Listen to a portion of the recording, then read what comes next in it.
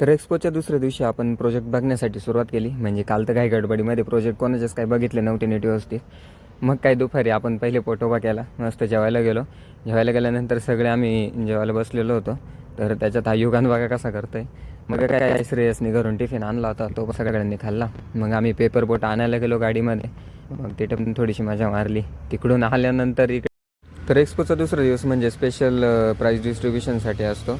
तर सर्वांना ज्यांचे नंबर आले होते त्यांना प्राईज वगैरे दिले. तर फर्स्ट प्राईज आपलं काय होतं माहिती आहे का, 82,000 रुपये डायरेक्ट. मागच्या ब्लॉगमध्ये मी जो रोवर दाखवला होता त्या रोवरला पण सेकंड प्राईज मिळाला आहे. तर ते डायरेक्ट 50,000 रुपये सेकंड. लास्टला डेकोरेशनचं सामान आवरायचं होतं. तुमच्या भावाने एकाला वस्तूला हात लावला नाही, कारण की काय तुमच्या भावाचा आधीच एक तर मूड ऑफ होता. त्याच्यानंतर आम्ही गेलो मीटिंग हॉलमध्ये. तर मीटिंग हॉलमध्ये सगळ्यांनी पॅटीस आणि पेपर बोट वगैरे पिलं.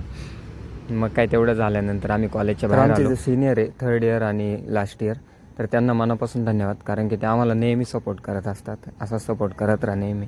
मग काय एवढं झाल्यानंतर यार भूक तर लागणारच सायंकाळी. मग परत गेलो आम्ही वृंदावनला. मागच्या ब्लॉगमध्ये मी टाकलं होतं वृंदावनला गेलो होतो. आज पण गेलो आम्ही वृंदावनला, कारण की टेस्ट खूप भारी यार तिथली.